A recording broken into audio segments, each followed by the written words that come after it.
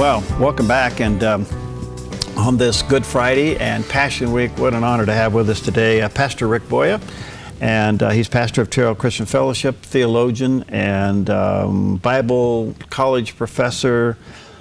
He drives fast, leaps tall buildings, and outruns locomotives. Yeah, right. How you doing, buddy? Not that good, I can guarantee you.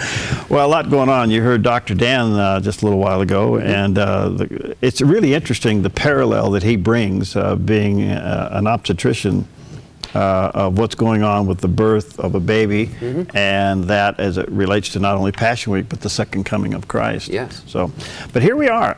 Today is Good Friday. It's a monumental day on the Christian calendar, heading towards Easter Sunday morning.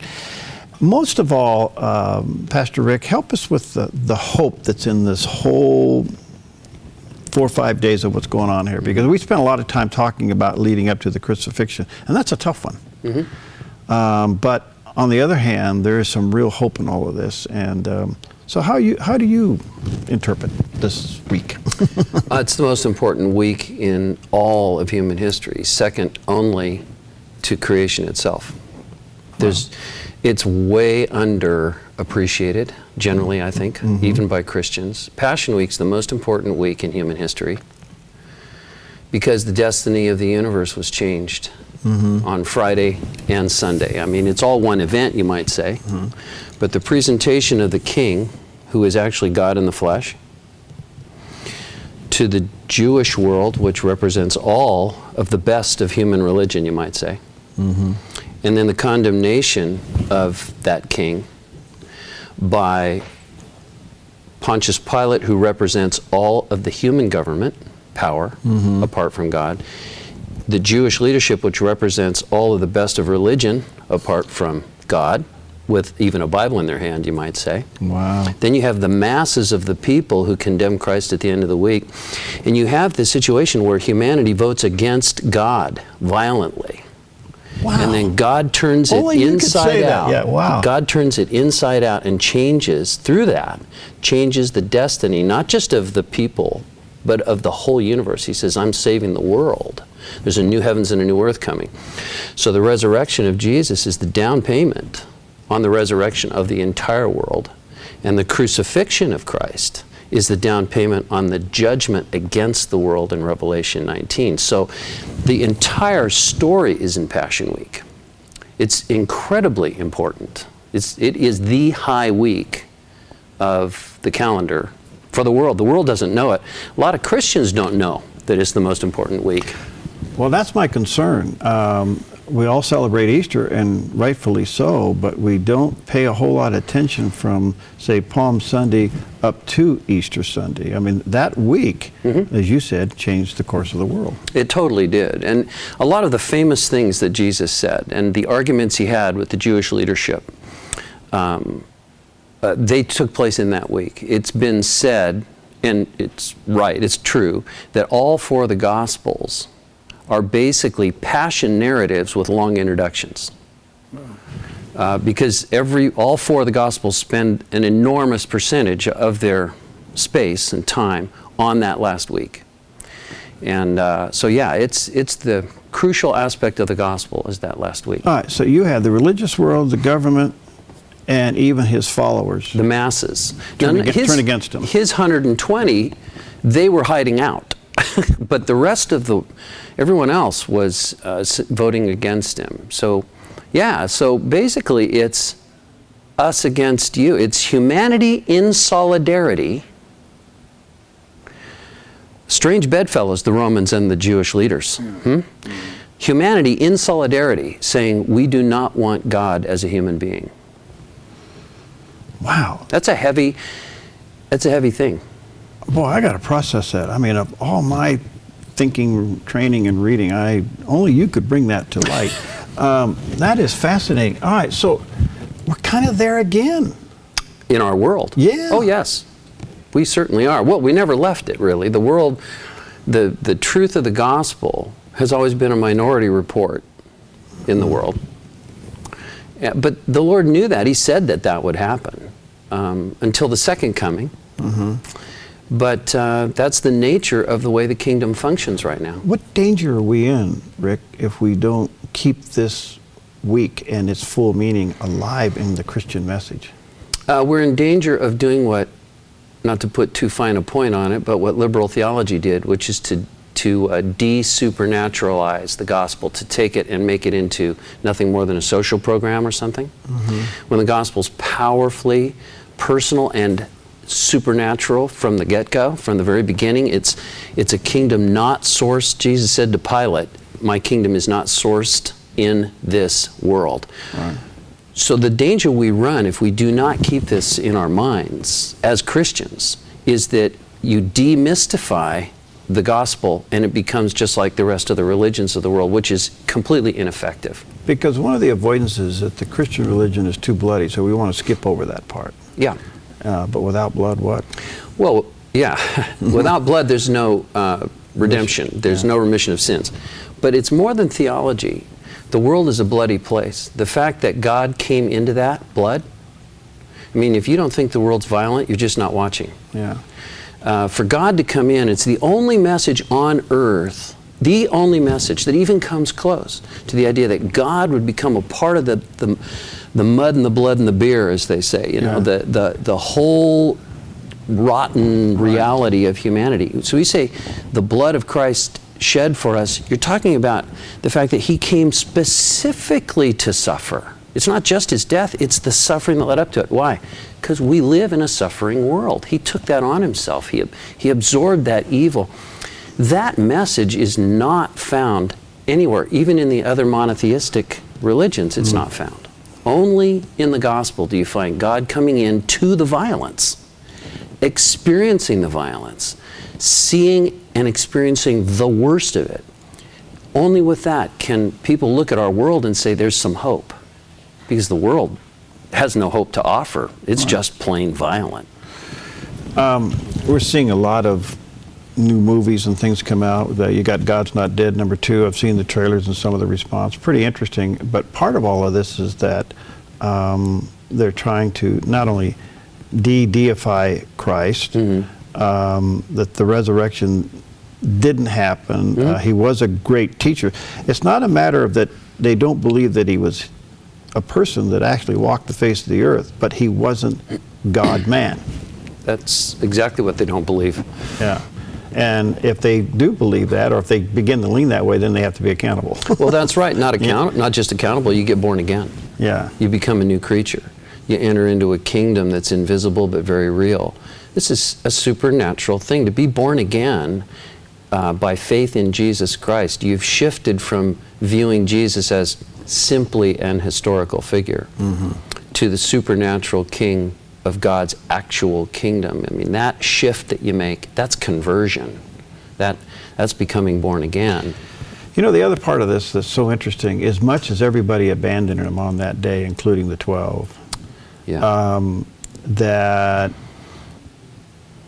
it's kind of like God pushed the pause button and all that, because he did accept them on the other side of that. He did. And those 12 went out and reshaped the world. You know, it's interesting because those people who hated Jesus, he did not hate them back. And he looked past the cross to saving the very same people. We don't know who they were, but these people who said, crucify, crucify, 50 days later, when you see Peter preaching, of course, after the resurrection and the pouring out of the Holy Spirit, he says to the people in Jerusalem at Pentecost, he says, you know who Jesus is. He says it right there. And 3,000 of them converted right there. They were pierced to the heart. So the same people who pierced Jesus were later pierced by him in order to save them. 50 days later.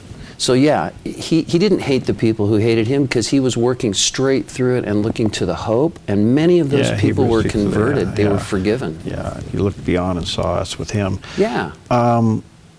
Here's something that is beginning to brew in my heart and has been for quite a while. When you reflect on this week, and we all should as believers, deeply, as you are suggesting, it should produce a genuine humility and contrition and brokenness. Yeah.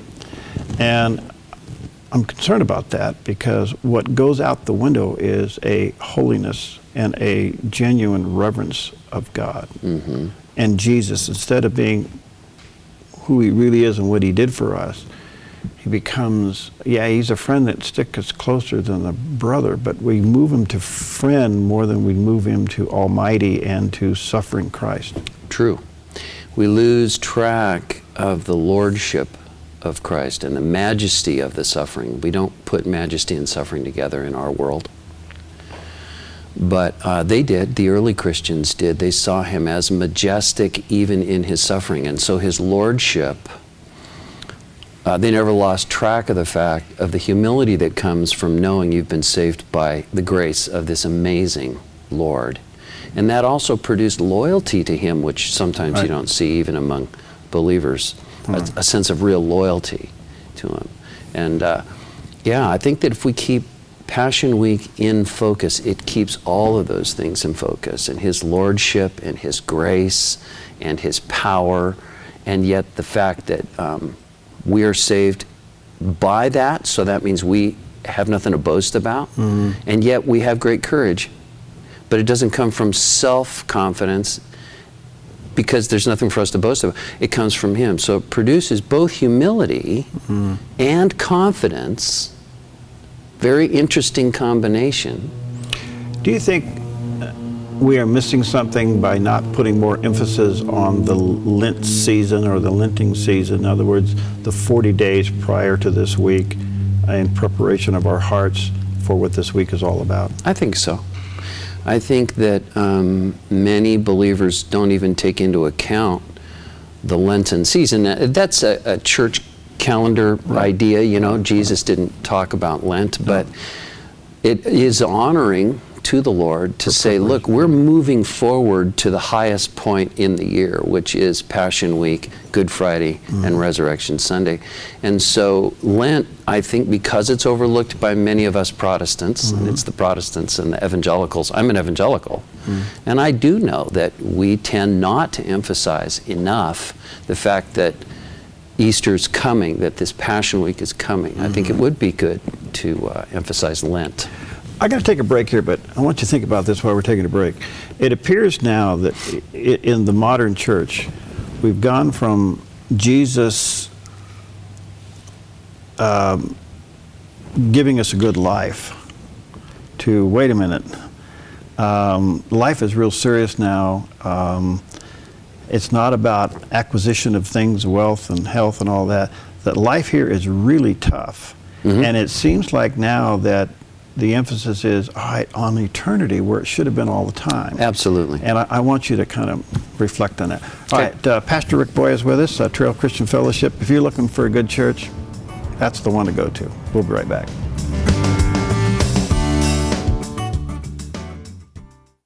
I'm Paulina Leiser, producer of Focus Today. Thank you for watching this video, and make sure to check our other videos at theDove.us.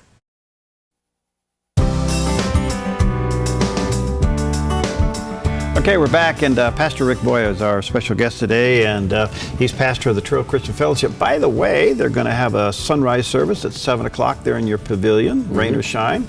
In between, a breakfast, can't beat that.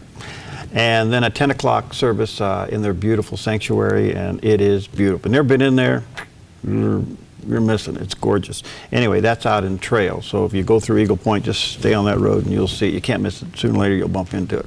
Yeah. All right.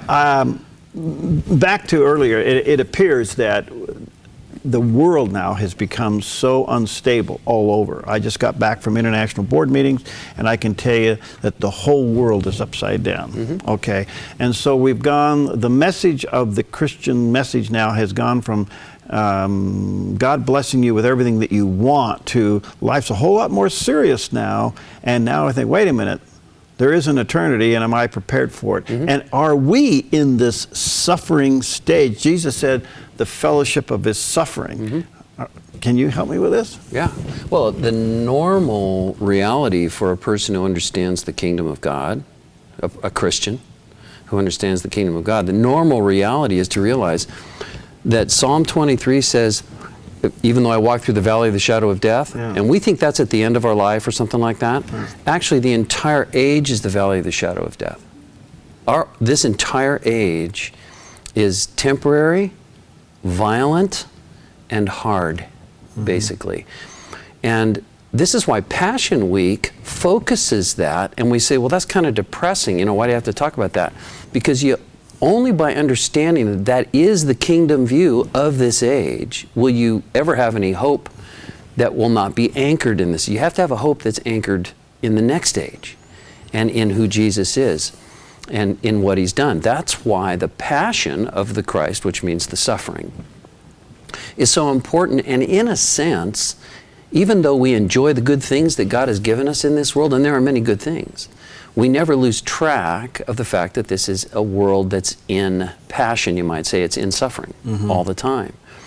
So whenever that's focused and Christians realize that, they grow by leaps and bounds, and then the witness of the gospel becomes much stronger when the Christians realize that the real source for their life isn't in this age, it's in the next one. Because I think one of the fallacies of some of the popular teachings out there today is that there is an instant gratification without a labor pain. I have learned just before God does anything big around here at theDove, or me personally, man, there's a period of real squeezing and testing, and it's not easy, man. Birth pangs. That was the Jewish way of putting it. And actually, that was a context that they had for the end of the age. The Jewish theology was, they used the phrase birth pangs. That's why Jesus uses it. Because there is this pressure that moves to a very good end. The question I think that people need to ask is, am I going to be a part of that good thing that God is doing? And this is what Jesus invites us to. He says, I'm saving the whole world. Do you want to be a part of the new heavens and the new earth? Do you want to be forgiven of your sin and have all the evil removed and become an entirely new person? This is salvation.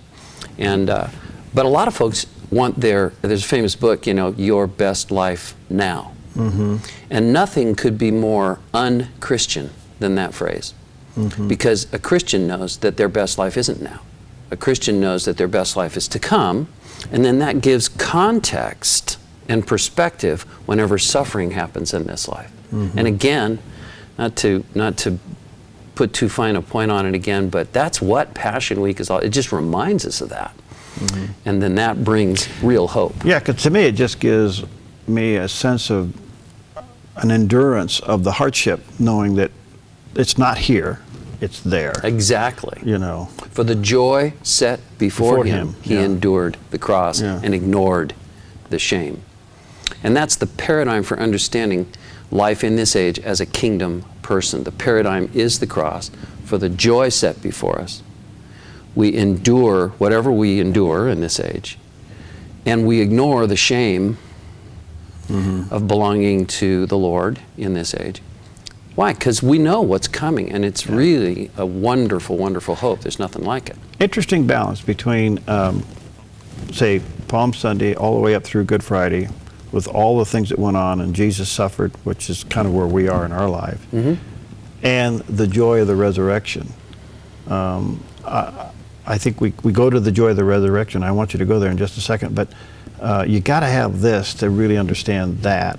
But on the other hand, man, it's a great day. He comes up out of the grave. Absolutely. I mean, that is the absolute ultimate hope. Yeah.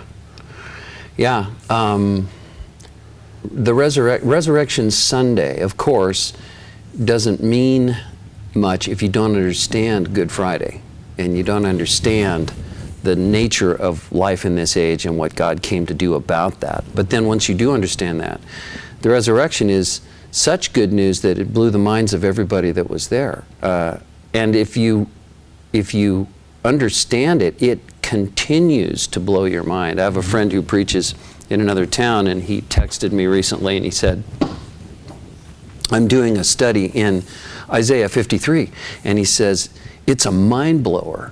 And it totally is. Right. And I wrote him back and I said, yeah, it's really good to have your mind blown while you're preaching. Because honestly, if your mind is blown with the reality of the gospel, and it really soaks in that this resurrection is real and physical and eternal and inevitable. Once you come to Christ, it's inevitable you're going to live forever.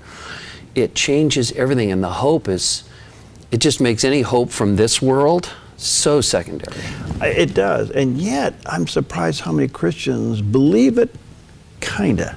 Yeah, right. You know what I'm saying? Yeah, yeah. You do enough funerals, I do enough funerals. Yeah. And at the last moment, boy, they just really want what they thought was true to be true. I know. And they try really hard to make up for the fact that they weren't thinking about Jesus very much until recently. Yeah. And this is job security for pastors, actually. You know, someone said, you know, you guys need to have a revival. I said, my job as a pastor is to obviate the need for revival by strengthening the people so they don't have to be revived, so they continue to grow. And when Christians really understand these things over a period of time, then when it's time for them to graduate and go be with the Lord, it's something they've always looked forward to, and they know it, and they're ready. Yeah. But a lot of Christians, unfortunately, don't think about these things. Yeah, I just think the crazier the world gets, God is using the chaos of the world to make us serious today. I agree. And what we believe. You know, the number one topic of request here and appreciation on the Dove is apologetics. And a lot of that is Christians saying, what is it that I really do believe? I better rethink this thing. And that's wonderful, because you look at the world and you realize this is confused and violent. Where's the hope? Yeah. And it's wonderful when Christians say, okay, I want to learn more. I want to understand the gospel. I want it to soak in. I want to be able to communicate it. All right, a couple minutes left. What's your message Sunday? Resurrection Day. It will be on one of two passages, but I'm not going to give it away. Okay. Well, you can't do that. No, Too many people watching. That's right. Okay. What do you want them to walk away with? Well, there's usually, on a Resurrection Sunday at a church, there are usually 2 or 3 types of folks. And so I want 2 or 3 things for folks to walk away. Yes, you do. You have folks who only come a couple times. I remember being told, and I think it's true, sometimes I think the reason people come only two Sundays, Christmas and Easter, is because they're for sure going to hear the gospel on both of those. And I want people to walk away who are unsure about Jesus. I want them to walk away challenged to believe that He really is who He says He is, because it is true, of course. I want the Christians to walk away with an increased sense that it's good to be a Christian. And as simple as that sounds, I think a lot of Christians forget how wonderful it is to be a member of the kingdom. And because we're in this world, and you know, so I want them to walk away saying, I am really glad I'm a Christian. And if there are skeptics there, and I hope there are, I really do hope always that there are skeptics in the congregation, people who are not converted and kicking the tires, you know, and asking tough questions. I want them to walk away saying, you know, I don't believe this yet, but I wish it were true. I wish it were true. It's such good news that I wish it were true. I want them to walk away saying that, because I think planting the seed, even if they don't get converted on Easter Sunday, planting the seed of the gospel is crucial for us. Because a lot of people, and that crowd there would say, you know, if there's a loving God out there, then why all the chaos in the world? I mean, you know, that's the standard question that comes out. So how do you kind of help them bend towards the right way? I point out that only in the gospel do you have a God loving enough to enter into the violence itself and carry it Himself and defeat it Himself. He doesn't stay outside of it. Dorothy Sayers said that. She said, whatever you want to say about God, you can't say He's not involved in the evil that the world has done. He came and became a part of it. And that's what I suggest to people. The Bible does explain evil better than any other philosophy. It says that we caused it. It says that, I mean, even though God knew we would, we're the ones who've done what we've done. Humanity. And it says that it's temporary. And it says that God has actually entered into it and redeemed us and the universe. Now, that is really very good news, and it takes into account the fact that evil exists. So that's how I would answer that. About the minute I got left, the flip side of all of this is the non-believing world is beginning to think, well, wait a minute, maybe I ought to investigate this Christian thing, because everything else out there is not the answer. So maybe I ought to look the Good. faith, you know? Absolutely they should. And Christians can live a life that even if they're not talking church talk all the time. Yeah. They're living a life in which hopefully others will Yeah. look at them and see exactly that. And that's the life outside the church. Take Yes, the it church is. outside the church. Take the gospel out there. Let me say to our viewers and listeners, by the way, Trail Christian Fellowship will have 2 services on this Easter Sunday, a combined service with other churches in the area at 7 o'clock, kind of a sunrise service there in their pavilion with a nice on-site breakfast in between, and then the 10 o'clock service inside. So if you're looking for a place to worship on Sunday, go on out to Trail Christian Fellowship. And how far out past Eagle Point? About another 10 miles past Right. Eagle Point. 10 miles past Eagle Point. Thank you, buddy. Thank you, Barry. All right, happy Easter, y'all. We'll see you next time.